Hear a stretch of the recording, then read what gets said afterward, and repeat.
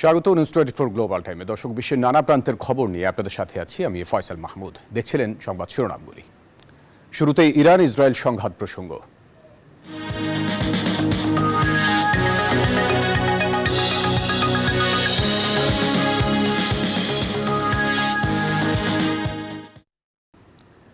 যুদ্ধবিরতির পর মোসাদের গুপ্তচরদের ধরতে ইরান জুড়ে চলছে চিরুনি অভিযান।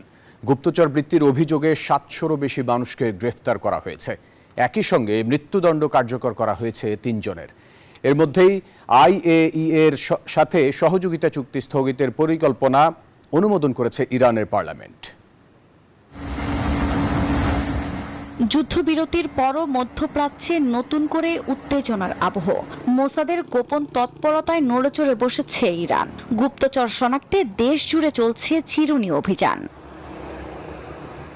সরকারি সূত্র জানায় এখন পর্যন্ত অন্তত 7 শতাধিক সন্দেহভাজনকে আটক করা হয়েছে।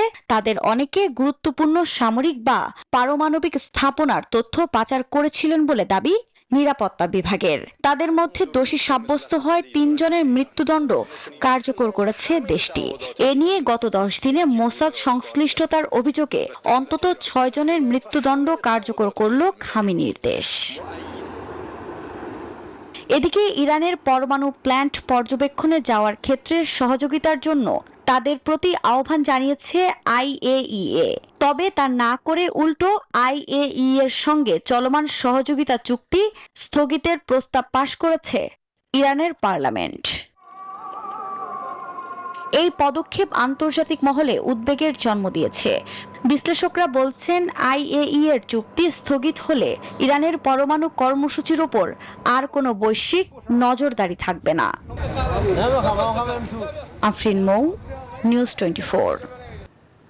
ইরানের পারমাণবিক স্থাপনায় মার্কিন হামলার সাফল্য নিয়ে তৈরি হয়েছে ধোঁয়াশা। প্রেসিডেন্ট ডোনাল্ড ট্রাম্প যেখানে কেন্দ্রগুলো সম্পূর্ণ ধ্বংসের দাবি করছেন, সেখানে মার্কিন গোয়েন্দা সংস্থার প্রাথমিক মূল্যায়ন বলছে ভিন্ন কথা। তথ্য পাওয়া গেছে অক্ষতই রয়েছে ইরানের পারমাণবিক কর্মসূচির মূল উপাদানগুলো। যদিও এই তথ্য ফাঁসকে মার্কিন প্রেসিডেন্টকে খাটো করার চেষ্টা বলে প্রতিক্রিয়া জানিয়েছে হোয়াইট হাউস। গোয়েন্দার রিপোর্ট এবং প্রশাসনের পাল্টাপাল্টি অবস্থানে উঠে আসছে চাঞ্চল্যকর সব তথ্য। ইরানের পারমাণবিক কর্মসূচি চিরতরে ধ্বংসের লক্ষ্যেই চালানো হয়েছিল এ হামলা। ফোর্দো, নাতাঞ্জ এবং ইস্পাহান পারমাণবিক কেন্দ্রে বাংকার বিধ্বংসী বোমা দিয়ে আঘাত হানে যুক্তরাষ্ট্র, যেগুলো বিস্ফোরিত হওয়ার আগে 18 মিটার কংক্রিট অথবা 61 মিটার মাটি ভেদ করতে সক্ষম। তবে এরই মধ্যে চাঞ্চল্যকর তথ্য দিয়েছে CNN।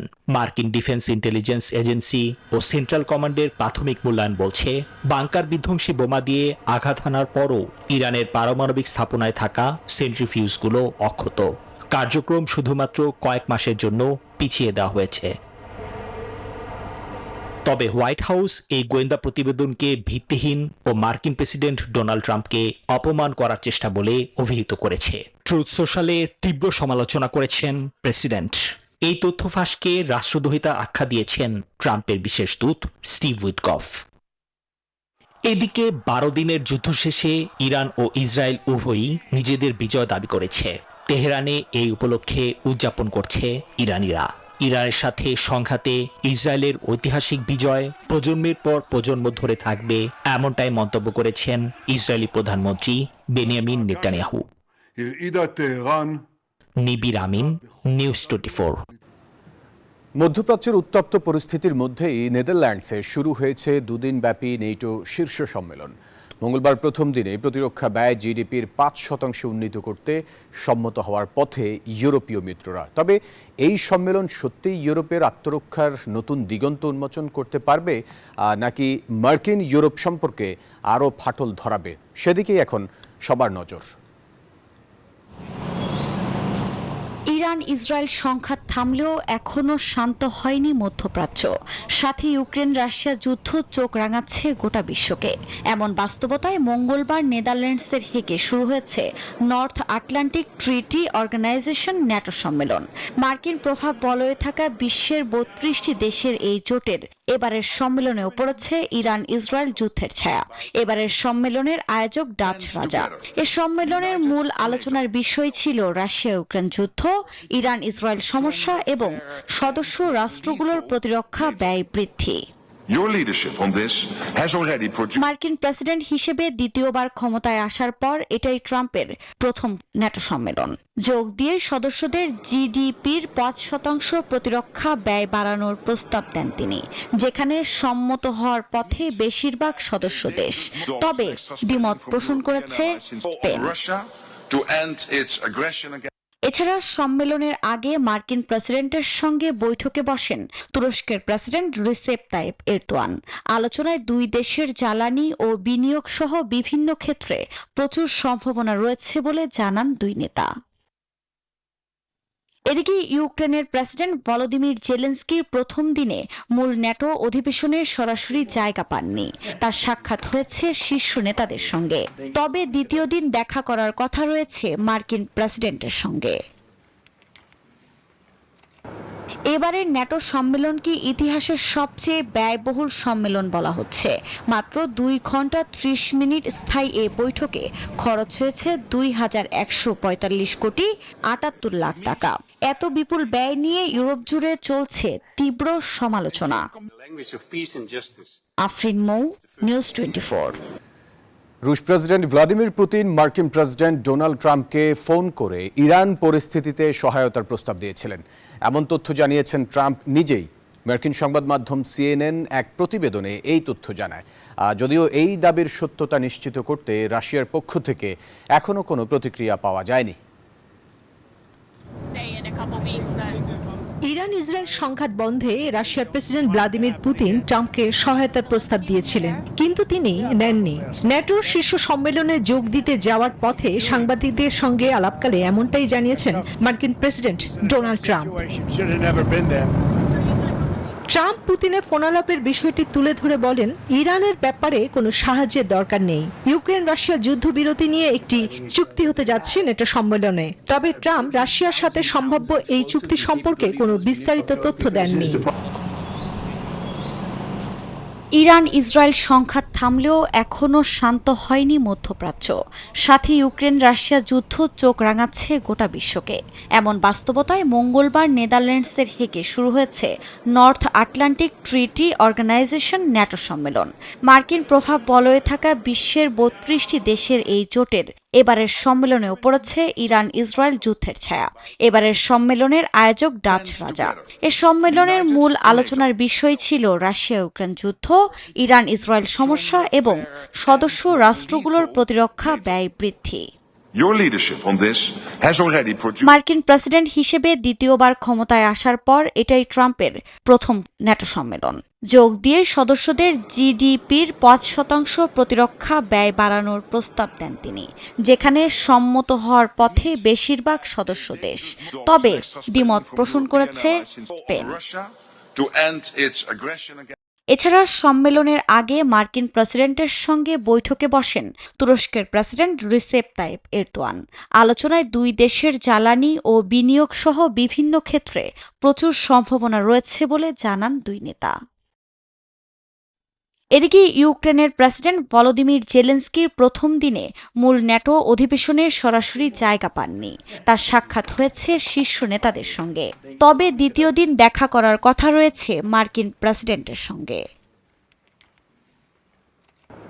এবারের ন্যাটো সম্মেলনকে ইতিহাসের সবচেয়ে ব্যয়বহুল সম্মেলন বলা হচ্ছে। মাত্র 2 ঘন্টা 30 মিনিট স্থায়ী এ বৈঠকে খরচ হয়েছে 2145 কোটি 78 লাখ টাকা। এত বিপুল ব্যয় নিয়ে ইউরোপ জুড়ে চলছে তীব্র সমালোচনা। আফরিন মৌ, নিউজ 24। পূর্ব আমেরিকার ফিলাডেলফিয়ায় তীব্র তাপপ্রবাহে জনজীবন বিপর্যস্ত। 13 বছরের রেকর্ড ভেঙে তাপমাত্রা পৌঁছেছে 100 ডিগ্রি ফারেনহাইটে। এই অসহনীয় গরমে ফিলাডেলফিয়া চিড়িয়াখানার প্রাণীদের স্বস্তি দিতে কর্তৃপক্ষ নিয়েছে নানা উদ্যোগ। উদবিড়াল থেকে কচ্ছপ বিশেষ যত্ন পাচ্ছে সকলেই। প্রচণ্ড গরম উপেক্ষা করেও চিড়িয়াখানায় ভিড় করছেন দর্শনার্থীরা। প্রচন্ড গরমে হাঁসফাঁস অবস্থা থেকে ফিলাডেলা চিড়িয়াখানার প্রাণীদের স্বস্তি দিতে চলছে বিশেষ পরিচর্যা। বরফের ভেতর বিশেষভাবে রাখা খাবার পেতে বেশ ব্যস্ত এখানকার দৈত্যাকার উদবিড়ালগুলো। দেওয়া হচ্ছে বরফের বলের ভেতর মাছ রেখে তৈরি ফিশ শিকল। দুর্বিষহ গরমে ছাগলদের দেওয়া হচ্ছে বিশেষ ফলের আইসক্রিম, যা তাদের ঠান্ডা থাকতে সাহায্য করে। অন্যদিকে কচ্ছপদের ছায়াযুক্ত স্থানে রাখা হয়েছে এবং তাদের শরীর ঠান্ডা রাখতে নিয়মিত জলের ধারা স্প্রে করা হচ্ছে। বিপজ্জনক গরমের সতর্কতা সত্ত্বেও চিড়িয়াখানায় ভিড় করছেন দর্শনার্থীরা। Desk report, news 24।